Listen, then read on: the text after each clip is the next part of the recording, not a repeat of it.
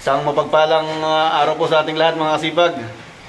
For today's vlog po i-trace namin yung linya ng cooling pump namin din yung wiring. Kaya kailangan namin ma-prepare yung cooling pump sa cooling pad. At umiinit na po ang panahon. Kailangan na namin i-set up. Okay po mga kasipag. Let's go! Yan mga kasipag. Inuumpisahan ko na pong basahin yung takbo ng wiring.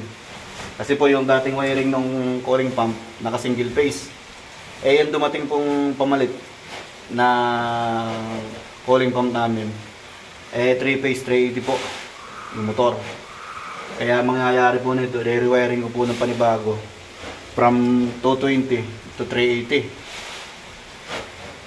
Step up po mangyayari. Kaya isa pa, iti-trace namin yung wiring nito dito sa baba. Itong terminal block po, kailangan mahanap po dito yung wiring na galing doon sa labas. Kaya magagamitan po ng tester.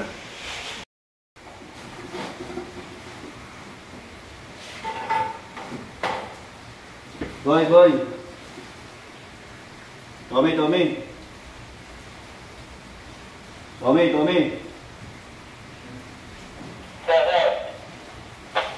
Huwag muna natin yung idugsong. I-short muna natin yung continuity. Tingnan muna natin yung continuity ng wiring. Putulin na muna natin yun. Tapos yung isang dulo na nanggaling dito sa loob, doon kayo mag-short. Sabihin ko lang sa inyo paano yung wire na i-short ninyo ha.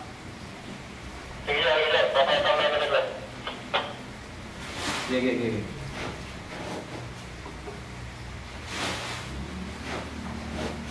Yan mga kasipag, ito po yung aming tester din Look. Quality.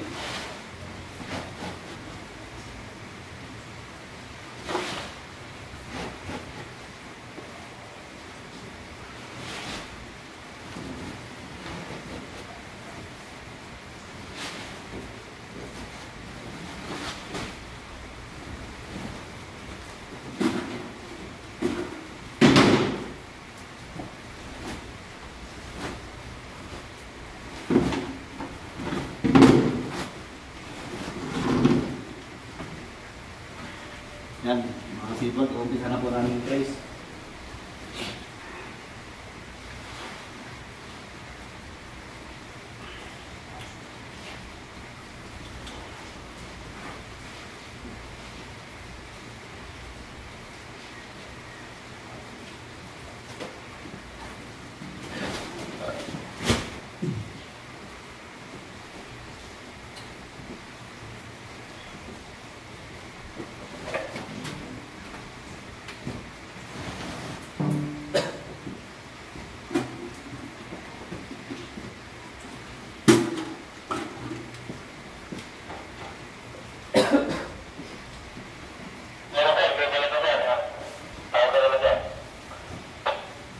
Sige, yung green, Tom. Yung green, i-short mo sa sa pula. Sige. Taglit lang ha.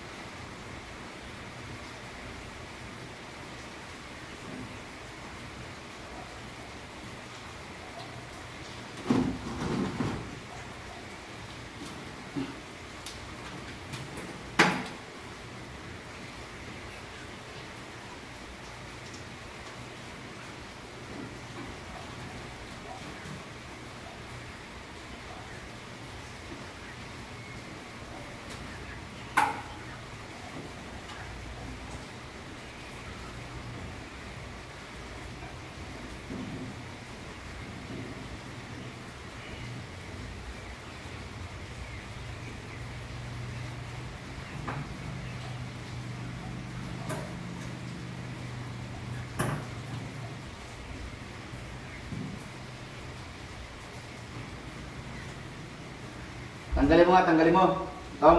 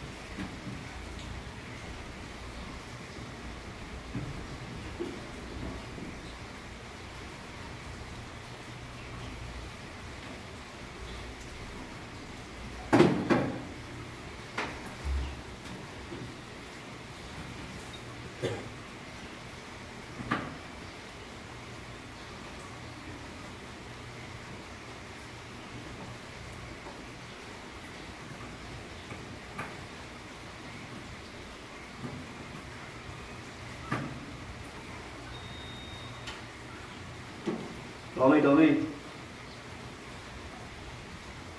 Tommy. Short mo nga ulit, yung green at saka yung... Ilipat mo naman sa dilaw.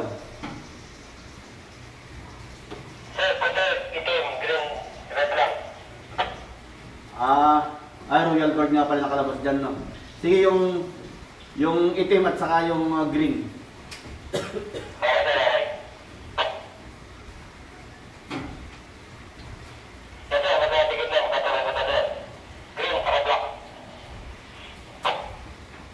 Gabi.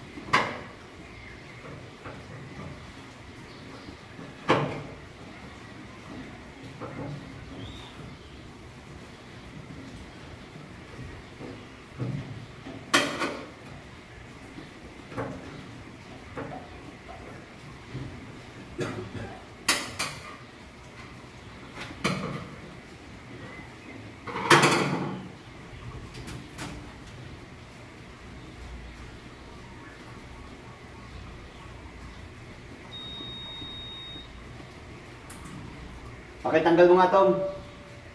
Pakitanggal yung dugsong.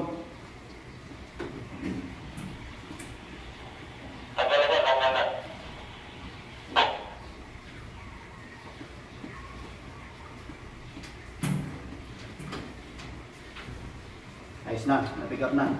Nakuha na.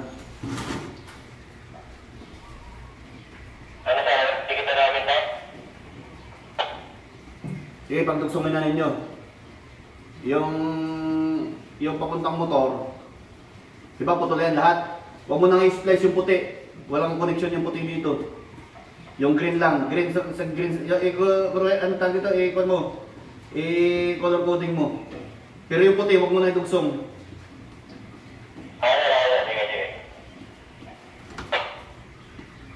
Ayan, okay na mga sibag. Pick up na.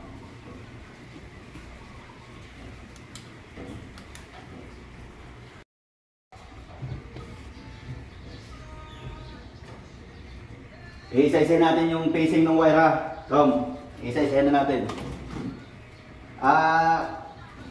Pagsamahin mo yung yung green at saka red. Okay.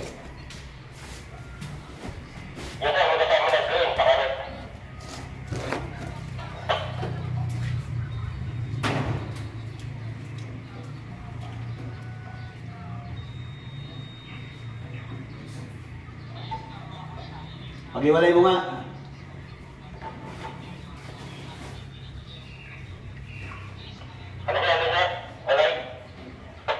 O Tom, pag-iwalay mo yung green sa red.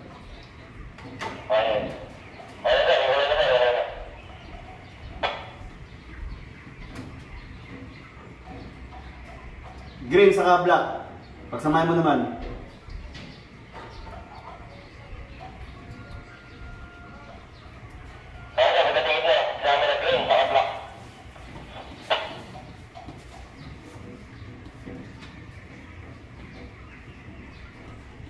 Ito.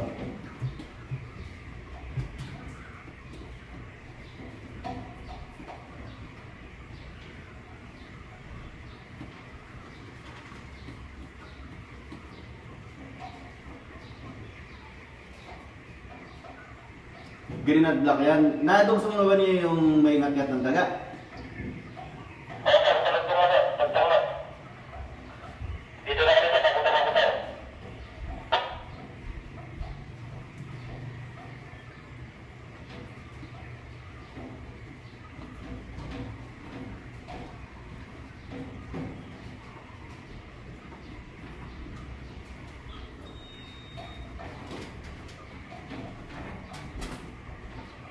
Pilit, punta ko dyan. Nawala.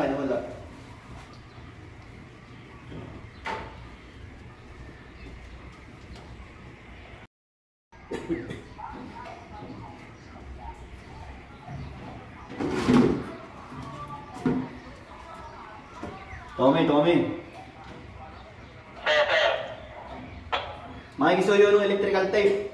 Mamarkingan ko na para hindi na malito. Nakuha na yung pacing.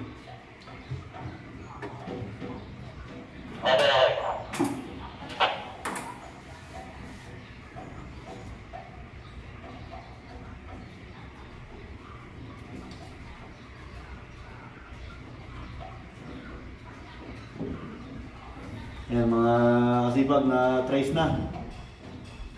May prepare na namin yung cooling pump bukas. I-install ko pa yung nito, yung from breaker to magnetic contactor. Mag-step up kami. Pasalan na ba? Okay na nakuha. Sige. Sige, motor na lang. Motor na lang. Hindi, i-install pa yung wiring din. Sige.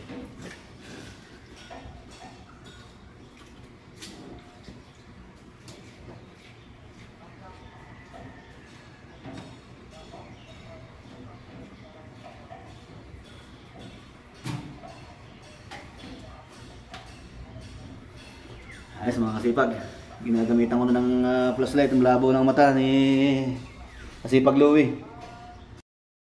Yan po mga kasipag, natapos na po namin i-trace yung wiring ng para sa 3-phase na motor.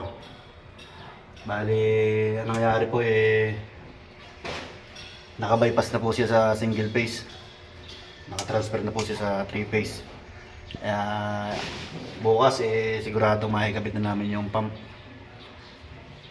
Ayos po, nangyari. Madaling i-trace. Nakuha rin po sa nadaan po sa tiyaga. Ayan po, mga kasipag. Dito ko po din na-transfer yan. Yung tatlong puting yan na wire. Ayan po yung 3-phase. Line 1, line 2, line 3. Dito po nanggaling yan. Single phase. Ito po nakababang to. Ayan. Ayan, nag-step up po tayo ng 380. Bali dito na po siya pumunta sa magnetic contactor. Yan po. At dito naman sa baba yung kanyang protection. Yung overload. Nare po. Ayan po yung connection niya. Tapos namadali po namin kaninang naano rin dito sa ano dahil meron siyang terminal block. Kasi may mga numbering din po. Kaya hindi ganun kahirap hanapin. Ito po siya. Mga kasipag. Ito po yung wiring ng papunta sa motor sa cooling pump. Yan. Medyo dinaan lang sa tiyaga. Ayan o mga kasipag. Ito po yung dulo ng wire na tinrace namin. Yung installation po na ito dumaan po sa loob ng building. May ngat po ng Tagalog sa bandang gitna. Kaya medyo na tagal-tagalan ng bahagya. Pero nakuha rin po naman. Ayos po mga kasipag. Ari po. Bali naka 3-phase na po siya. Mawawala na po itong puti. Yung neutral. Dito na po siya ay terminate sa motor itong tatlong wire na ito. Line 1, line 2, line 3. Yan mga kasipag. Kaya medyo may katagalan din pong hindi maintindihan. Matagal na madali. Yan mga kasipag, ito po yung cooling pads natin na kailangang mapabagsakan ng tubig nanggaling sa cooling pump natin. Yan po. Kaya susunod po nitong install namin yung motor na. Para dyan po sa fittings na yan. Focus po, matatapos namin yan. Dari po, yung tab nya. Tsaka valve. Ayan mga kasipag.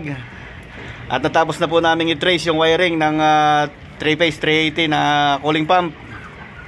Na-step up na po namin yung koneksyon. Kaya hanggang dito na lang po. Sana po ay pagpatuloy nyo ang pagsuporta sa aking channel. Sana po ay nag-enjoy kayo sa panonood. Thanks for watching po. Maraming salamat po. Bye bye.